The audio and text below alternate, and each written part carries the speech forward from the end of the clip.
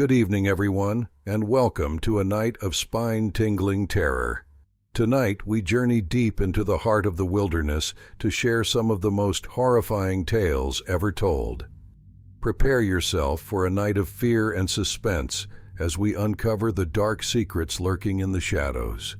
So pitch your tents, gather close, and let the nightmares begin. About 20 years ago, I was in Big Bend National Park prepping for a backpacking series presentation for REI. Big Bend, located in the western portion of Texas along the bend of the Rio Grande that forms the border with Mexico, is a stunning mix of high desert and smaller mountains with great history. One late afternoon, I was hiking near Santa Elena Canyon a couple of hours before sunset to get photos for my presentation. This area of the park opens into a flat section of the basin where the river broadens and wildlife is more diverse and obvious. I was several hundred meters away from my van, parked at a designated trailhead. As I approached the river basin near the canyon's mouth, I saw something really unusual moving on the other side of the river. It was man-sized, but low to the ground, the color of a deer, and shuffling along. At first it looked like a white-tailed doe lying on its side and moving like a snake, which made no sense. I moved closer to improve my line of sight and realized it was a mountain lion, a very big cat, creeping along low, hunting something nearby. I had never seen a mountain lion before, and when I finally processed what I was seeing, my blood froze. Then it looked at me. I'll never forget that moment. You could see the calculation in its eyes. I was never more thankful for a river in my life. Despite the low water level due to drought and unauthorized irrigation upstream, it was still broad enough to act as a barrier. The mountain lion kept shifting its gaze between me and its prey, calculating its next move. I felt a mixture of fear and awe, maintaining my composure as I slowly and quietly moved away. Luckily, no chase ensued, and I made it back to my van without incident. That short walk felt like the longest of my life. Later that night, I parked off the main park road in an area where big cats commonly hunted. I remember munching on slightly stale Oreos, drinking water, and listening to the occasional growl or scream of a big cat piercing the darkness. I was profoundly thankful for my relatively safe position on the food chain. Also, one night, while on NyQuil after getting a respiratory illness, I hallucinated and woke up screaming at a mountain at 3 a.m. at the public campsite, but that's another story. I enjoy long-distance hiking whenever I can, often getting up early or staying out late to maximize my mileage. This sometimes means walking in the pitch dark with just a low-light headlamp. Although I grew up in the woods of this area and have extensive experience outdoors, my scariest experience happened around 4:30 in the morning. It was late spring, so the first light wouldn't be visible for another 30 to 45 minutes, with sunrise still an hour away. I was 5 miles in, hiking through a narrow, muddy trail wedged between two steep ridges, surrounded by thick underbrush, young maples, and old oak growth. Lost in the rhythm of my steps, I was suddenly jolted by a loud crack that froze me in my tracks. At 4:30 in the morning, the woods are silent, no birds chirping, nothing. The immediate thought that flashed through my mind was that if I heard the noise again, I would turn around and leave quickly. This wasn't just a branch breaking or deadfall. It felt intentional. If I heard it a second time, I knew I needed to get out of there. The sound was like a decently sized wooden stick being violently shaken and struck against a smallish tree. More like a fungo bat than a baseball bat. The crack was explosive, sudden, and terribly loud, coming from about 50 yards in front of me. Spooked, I realized I had to move toward the noise because the trail made a 180-degree turn up the ridge away from the creek. My mind raced with possibilities: meth fiend, murderer, Bigfoot.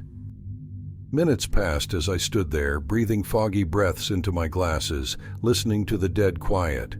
I knew I had about 20 to 30 minutes until first light, so I cranked up my headlamp and started to slowly creep towards the 180-degree turn. Every tree branch cast big, black, moving shadows on the trail, which didn't help. I quickly made the bend and moved fast, trying to be quiet, taking shallow breaths to listen. Then I smelled it. A stench like rotten death, similar to days-old decomposition, but strange. I kept walking fast, and by the time I reached the top of the ridge, I was huffing, with first light showing. I didn't stop moving until full daylight and the birds started chirping. I've experienced a lot in these woods, but I still don't know what that noise was. Deadfall and leaf tower branches make a lot of noise, but this was different. To this day, I can't explain it.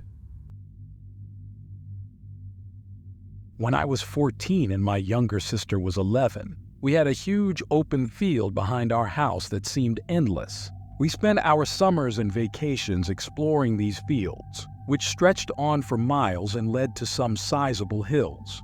Hiking was our favorite pastime since there wasn't much else to do where we lived. One average Saturday, we packed a picnic, which was half the fun, and set out to find a nice spot to eat. Our parents both had demanding jobs. Mom worked all day on Saturdays, and Dad stayed home working on his laptop. We took our phones, even though there was no service further past our house, just in case of an emergency. We made our way through the fields to the hills, where my sister spotted something shiny on the ground. It was a chip from some electronic device. Intrigued, we decided to explore a less traveled path that we had never taken before. My sister, believing the shiny find was a good omen, insisted we go this way. The path became rugged as the hills got steeper. Despite feeling uneasy, I followed my happy sister. After hiking for about 4 hours, we were hungry. We searched for a place to eat and found a fallen log. As we sat down and started eating, I heard a twig snap. The sound echoed, making me shudder, but I saw nothing. Inside, we found a small animal bone, which grossed out my sister. She insisted we leave, but I hesitated. Just then, we heard a noise. I shone my light and saw a man standing, completely naked. We froze, then bolted, with my sister leading the way out of the cave. My heart pounded as I pushed her through the narrow opening. We ran for about 20 minutes before stopping. My sister was crying and scolding me for putting us in danger. When we got home, we told our dad, who dismissed our story as childish imagination. The next morning, a police officer arrived, asking us questions about the cave and the man. We described what we saw and the bones we stepped on. The officer thanked us and left. It turned out our dad had called the police, worried but not wanting to scare us by believing our story outright. A few weeks later, we saw on the news that a man had been caught living in the woods, evading capture for 3 months. He was wanted for the murder of his mother. I was relieved we had run when we did, and regretted putting my sister and myself in such danger. We might have been close to death, but I'm grateful we never found out. I went on a midnight walk with my girlfriend at the park by her house. The park has a dirt trail that leads up a small mountain, and it takes about 30 minutes to reach the top. The view overlooking the city is gorgeous. At the top, the dirt path transitions into a paved concrete area with a small sitting area where we stayed for about 30 minutes. As we started to head back down, things got creepy. At the point where the concrete met the dirt path, there was a large pile of trash bags in a crescent shape at the corner of the path's intersection. It was not there when we first arrived. The pile was large enough that anyone cutting corners on the path would have noticed it. My girlfriend commented on how the shape resembled a dead body and asked if I had noticed it on the way up. I was sure it wasn't there 30 minutes earlier, but I didn't want to freak out my anxiety-prone girlfriend. So I laughed and said it was probably trash and had been there the whole time. Visibility was extremely low, probably about 5 yards. While my girlfriend chatted, I was on high alert, listening for any signs of people around us.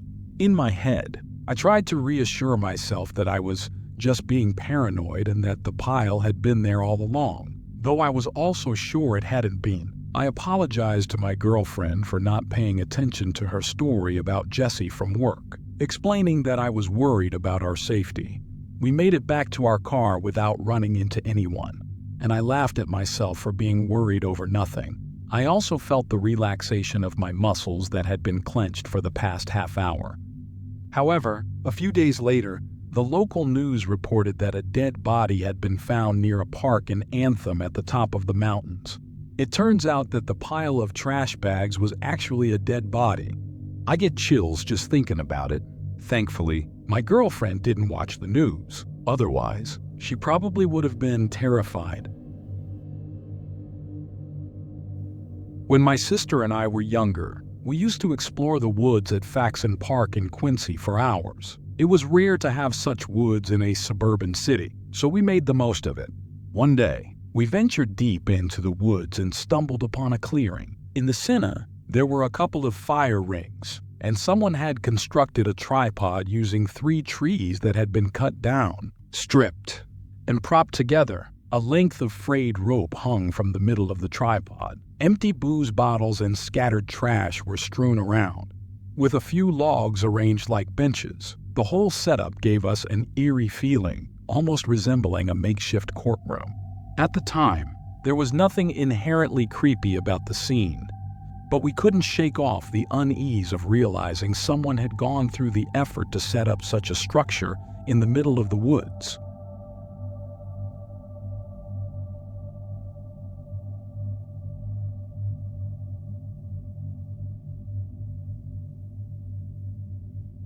Fast forward a week later, I was reading the local paper and came across a front-page story about a homeless man who had been murdered in Faxon Park.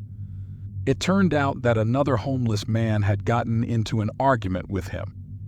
They had been drinking in the woods and decided to hang him by his feet from a makeshift tripod, conducting their own trial before fatally beating him. It dawned on us that we had unknowingly stumbled upon the crime scene. To this day, I am incredibly thankful that we didn't come across the body itself.